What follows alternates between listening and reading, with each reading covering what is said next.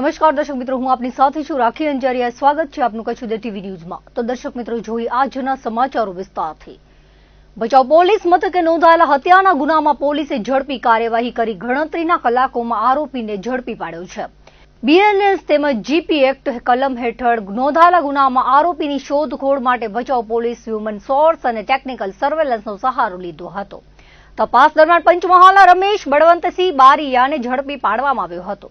આરોપી સામે ધોરણસરની કાયદેસરની કાર્યવાહી હાથ ધરવામાં આવી છે। Border range IG Chirag Kordia, પૂર્વ કચ્છ એસપી સાગર બાગમાર તથા ભચાઉ વિભાગના ડીવાયએસપી સાગર સાંબડાના માર્ગદર્શન હેઠળ ભચાઉ પોલીસ સ્ટેશનના પોલીસ ઇન્સ્પેક્ટર અને સ્ટાફ દ્વારા આ કાર્યવાહી કરવામાં આવી હતી। હાલમાં ઓનલાઈન ઠગાઈના બનાવો વધી રહ્યા છે। ચોરી, લૂંટ કરતા સાયબર ઠગાઈ અને છેતરપિંડી વધુ ઘાતક છે। તેમાં પણ ટૂંકા સમયમાં વધુ રૂપિયાના વળતરની લાલચ આપી લોકોને આકર્ષવામાં આવતા હોય છે, જેમાં અનેક લોકોએ રૂપિયા ડૂબાવ્યા છે। મુન્દ્રામાં રહેતા મહિલાના રૂપિયા સપડાઈ ગયા હતા। આ બાબતે ગૃહમંત્રી હર્ષ સંઘવીને ગાંધીનગરમાં રજૂઆત કરતા 3 દિવસમાં પશ્ચિમ કચ્છ પોલીસે 35 લાખ રૂપિયા પરત અપાવ્યા છે। આ બાબતે સરકારી માધ્યમોના જણાવ્યા પ્રમાણે મુન્દ્રાના વતની આશાબેને પોતાની સાથે થયેલા રૂપિયા 35 લાખથી વધારેની રકમના આર્થિક ફ્રોડ અંગે પબ્લિક ડે દરમિયાન ગાંધીનગર ખાતે નાયબ મુખ્યમંત્રી હર્ષ સંઘવીને રજૂઆત કરતા તેમણે ત્વરિત એક્શન માટે એસપીને સૂચના આપી હતી અને રજૂઆતના ત્રીજા દિવસે આશાબેને ફ્રોડમાં ગયેલા રૂપિયા 35 લાખ પરત મળી ગયા છે।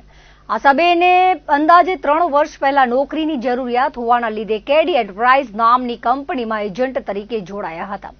આ દરમિયાન કંપની દ્વારા વધુ આર્થિક વળતરની લાલચ અપાતા આશાબેને અન્ય લોકોને પણ પોતાની સાથે જોડ્યા હતા।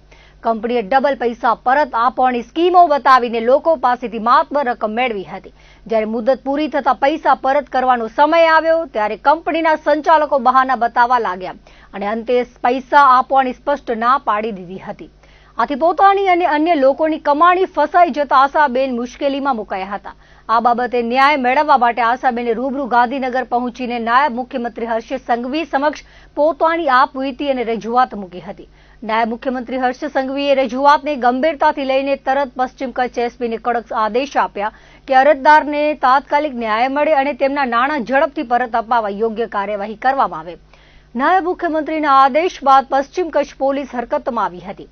પશ્ચિમ કચ્છ પોલીસ અધિક્ષક વિકાસ સુંડાએ બીજા દિવસે અરજદાર સાથે રૂબરૂ મુલાકાત કરીને સમગ્ર બનાવની વિગતો મેળવી હતી। પોલીસ ટીમે તાત્કાલિક ધોરણે તપાસ શરૂ કરી હતી। પરિણામે માત્ર 3 દિવસમાં રૂપિયા 35 લાખથી વધુની રકમ પરત મેળવવામાં સફળતા મળી છે। પશ્ચિમ કચ્છ પોલીસ અધિક્ષક વિકાસ સુંડાએ જણાવ્યું હતું કે નાયબ મુખ્યમંત્રી હર્ષ સંઘવી દ્વારા મળેલી સૂચના બાદ અરજદાર પાસેથી સમગ્ર માહિતી મેળવીને પશ્ચિમ કચ્છ પોલીસે 13 તુચકો અર્પણ અભિયાન અંતર્ગત સંપૂર્ણ તત્પરતા દાખવીને કામગીરી કરી હતી, જેના પરિણામે મુન્દ્રા નિવાસી આશાબેન સિદ્ધપુરાને તેમના નાણાં માત્ર 3 દિવસમાં પરત અપાવી શકાયા છે। પોતાના જીવનભરની કમાણીના પૈસા હેમખેમ પરત મળતા આશાબેને સંતોષ વ્યક્ત કર્યો હતો અને જણાવ્યું હતું કે ગાંધીનગર સુધીનો મારો ધક્કો સાચે જ ફળ્યો છે। તેમણે નાયબ મુખ્યમંત્રી હર્ષ સંઘવીની કડક અને ત્વરિત નિર્ણય શક્તિ તેમજ પશ્ચિમ કચ્છ પોલીસની કામગીરીનો આભાર માન્યો હતો। આ સાથે આશાબેને નાગરિકોને અપીલ કરી હતી કે વધુ વળતર કે ડબલ પૈસાની લાલચમાં આવીને આવી કોઈ ફ્રોડ કંપનીઓમાં રોકાણ ન કરવું। આજે ખાસ આભાર કરું છું ગુજરાતના ડેપ્યુટી સીએમ હર્ષભાઈ સંઘવીને। આજે હું ખાસ એમને આભાર વ્યક્ત એટલું કરું છું કે હું એક કંપનીમાં કામ કરતી હતી એજન્ટ તરીકે। એ કંપનીએ મને એવું કીધું કે તમે આમાં પૈસાને ઇન્વેસ્ટ કરશો એટલે તમારું ડબલ પૈસા થશે। અમે ઇન્વેસ્ટ એટલે હું એજન્ટ બનીને મારી સાથે મેં ઘણા બધા લોકોને જોઈન્ટ પણ કર્યા હતા ને આ કંપનીમાં મેં કામ કર્યું ને એ કંપની વાળા એમ પણ કીધું કે આ કંપની લીગલી સરકારે માન્ય છે એટલે તમારું કોઈ વસ્તુની પ્રોબ્લેમ નહીં થાય। પણ ઘણો સમય જતા અમારા પૈસા ના મળતા અમે પૈસા માંગતા તો એ લોકો કોઈ જવાબ નતા આપતા સરખા। પછી અમને લાગ્યું કે આ કંપની ફ્રોડ છે એટલે અમે ડેપ્યુટી સીએમ ગુજરાતના ડેપ્યુટી સીએમ હર્ષભાઈ સંઘવી પાસે અમે ગયા હતા। એમને બતાવ્યું કે અમારું આવું થયું છે ફ્રોડ। તો સાહેબે શું કર્યું કે એસપી પશ્ચિમ જિલ્લાના એસપી વિકાસ સુંડા સાહેબને તરત જ અમારો કેસ સોંપ્યો અને એસપી સાહેબે અમને બીજે દિવસે તરત બોલાવી અમને આ કેસની જાંચ કરી બધી। એમને જોયું કે ના આ બધું ફ્રોડ છે તો એમને તરત જ અમારું કાર્યવાહી ચાલુ કરી નાખી। તેનાથી અમને અમારા બધા પૈસા રકમ પાછા મળી ગયા છે તે હું ખૂબ ખૂબ આભાર વ્યક્ત કરું છું. ગુજરાતના ડેપ્યુટી સીએમ હર્ષભાઈ સંઘવીનો ખૂબ ખૂબ આભાર વ્યક્ત કરું છું. આજે એમના લીધે જ છે ને આ બધા 36.5 લાખ રૂપિયા મારા અને મારી સાથે જે પણ કામ કરતા હતા એના પૈસા તરત મળ્યા છે. ગુજરાતના ડેપ્યુટી સીએમ હર્ષભાઈ સંઘવી અને કચ્છના એસપી વિકાસ સુંડા, પીઆઈ મકવાના સાહેબ અને જેટી સાહેબની એમની ટીમે ખૂબ ખૂબ આભાર વ્યક્ત કરું છું કે આજે એમના લીધે મને મારા બધા પૈસા પરત પાછા મળ્યા છે ને આખા કચ્છ ટીમનો હું ખૂબ ખૂબ આભાર વ્યક્ત કરું છું. આખા કચ્છને નાગરિકોને હું વિનંતી કરું છું કે આ વખતે તમે કોઈ ફ્રોડમાં રોકાણ કરતા નહીં. ખૂબ ખૂબ આભાર. माननीय उप मुख्यमंत्री श्री हर्ष संघवी साहेबना लोक संवाद कार्यक्रम दौरान जामनगर निवासी सिद्धार्थ पडालिया नामक युवक ની એક રજૂઆત આદરણીય ડેપ્યુટી સીએમ સાહેબ સાંભળી અને એમની રજૂઆતના નિરાકરણ માટે પશ્ચિમ કચ્છ પોલીસને આદેશ આપ્યો. જે આદેશની અમલવારી કરવાના કાર્યવાહી દરમિયાન મુન્દ્રા નિવાસી આશાબેન સિદ્ધપુરા જે કેડી એન્ટરપ્રાઇઝ નામની કંપનીમાં 35.5 લાખ રૂપિયાનું રોકાણ કર્યો એ મુદત પૂરી હોવા છતાં રોકાણના પૈસા પરત નહીં આપ્યા એવી રજૂઆત આશાબેન સિદ્ધપુરાએ કરી, જેની નિરાકરણ માટે ફક્ત 3 દિવસમાં પશ્ચિમ કચ્છ પોલીસ એમનું નિરાકરણ કરી આપ્યો અને 35.5 લાખ રૂપિયા તેરા તુજકો અર્પણના દોરાન આદરણીય નાયબ મુખ્યમંત્રી શ્રીના માર્ગદર્શન હેઠળ કરવામાં સફળતા પ્રાપ્ત થઈ છે. રાપર તાલુકાના પ્રાગપુર ગામના એક યુવક સાથે લગ્ન કરાવી આપવાના નામે લલચાવી ફોસલાવી 3,50,000 પડાવી લીધા હતા. લગ્નના બીજા જ દિવસે દુલ્હન બીમાર હોવાનું નાટક કરી નાસી જઈને છેતરપિંડી આચરી હોવાનો કિસ્સો સામે આવ્યો છે. પ્રાગપર ગામે રહેતા ખેડૂત મુકેશ ચૌધરી સાથે અમદાવાદ અને કાનપુરના 8 શખ્સોની ટોળકીએ કાવતરું રચ્યું હતું. આ ટોળકીએ મુકેશ ચૌધરી પાસે 3,50,000 લઈ રેશમાબેન નામની યુવતી સાથે ફુલહાર કરાવી લગ્ન કરાવ્યા હતા. પરંતુ લગ્નના બીજા દિવસે રેશમાબેને બીમારી હોવાનું ખોટું નાટક કર્યું હતું અને અમદાવાદ પરત જતી રહી હતી. ત્યારબાદ આ ટોળકીએ 96,500 પરત આપ્યા હતા, પરંતુ બાકીના 2,53,500 રૂપિયા પરત ન આપી વિશ્વાસઘાત આચર્યો હતો. આ અંગે મુકેશ ચૌધરીએ રાપર પોલીસ મથકે અમદાવાદના કિરણ ઝાલા, મનોજ ચુનારા, સચિન ઠાકુર, પૂજાબેન ઠાકુર, નિમિષ કુમાર સિકરી, સરોજબેન, રેશમાબેન તેમજ કાનપુરના ધનજી પટેલ સામે ગુનો નોંધાવતા તપાસ હાથ ધરાઈ છે. મુન્દ્રામાં 15મી ઓગસ્ટની ઉજવણીની તડામાર તૈયારીઓ ચાલી રહી છે. આજે બુધવારે સવારે શાસ્ત્રી મેદાનથી ભવ્યાતિ ભવ્ય ત્રિરંગા યાત્રા નીકળી હતી. સમગ્ર શહેર ભારત માતાના નારાથી ગુંજી ઉઠ્યું હતું. માંડી મુન્દ્રા વિસ્તારના પ્રાંત અધિકારી ભગીરથસિંહ ઝાલાએ ત્રિરંગા યાત્રાને લીલી ઝંડી આપી હતી.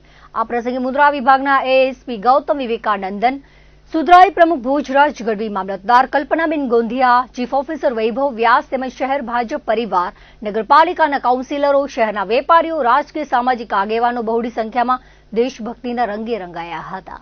આજે બુધવારે સવારે શાસ્ત્રી મેદાનથી સ્ટાર્ટ થયેલી ત્રિરંગા યાત્રા શહેરના મુખ્ય માર્ગો પરથી પસાર થઈ હતી, જે ખારવા ચોક, રામ મંદિર, નવલખા બંગલા, માંડવી ચોક, જવાહર ચોક, એસટી ચોક, તાલુકા પંચાયત અને ગેટા ઉછેર નિગમના વિશાળ ગ્રાઉન્ડમાં સંપન્ન થઈ હતી.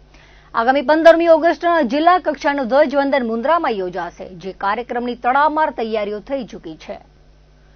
સ્વતંત્રતા પર્વની દેશભરમાં થઈ રહેલી ભવ્ય ઉજવણીના ભાગરૂપે દેશના વડાપ્રધાન નરેન્દ્ર મોદીના આહવાન પર હર ઘર તિરંગા અભિયાન ચલાવવામાં આવી રહ્યું છે. આ જનજાગૃતિ અને રાષ્ટ્રભક્તિના સંદેશને જન જન સુધી પહોંચાડવાના હેતુથી કચ્છના મુખ્ય મથક ભુજમાં આજે સવારે જ્યુબિલી ગ્રાઉન્ડ ખાતેથી એક વિશાળ અને ભવ્ય ત્રિરંગા યાત્રાનું આયોજન કરવામાં આવ્યું હતું. ભારતીય જનતા પાર્ટી ભુજ અને જિલ્લા વહીવટીતંત્રના સંયુક્ત ઉપક્રમે યોજાયેલી આ યાત્રામાં સમગ્ર ભુજ શહેર દેશભક્તિના માહોલમાં ગરકાવ થઈ ગયું હતું. આ યાત્રામાં ભુજ તાલુકાના તમામ સમાજના શ્રેષ્ઠીઓ, આગેવાનો, મોટી સંખ્યામાં શાળા કોલેજના વિદ્યાર્થીઓ, યુવાનો તથા રાષ્ટ્રપ્રેમી નાગરિકો ભારતીય ધ્વજ ત્રિરંગો હાથમાં લઈને ઉત્સાહભેર જોડાયા હતા. યાત્રા દરમિયાન ભારત માતા કી જય અને વંદે માતરમના નારાઓથી સમગ્ર વાતાવરણ ગુંજી ઉઠ્યું હતું.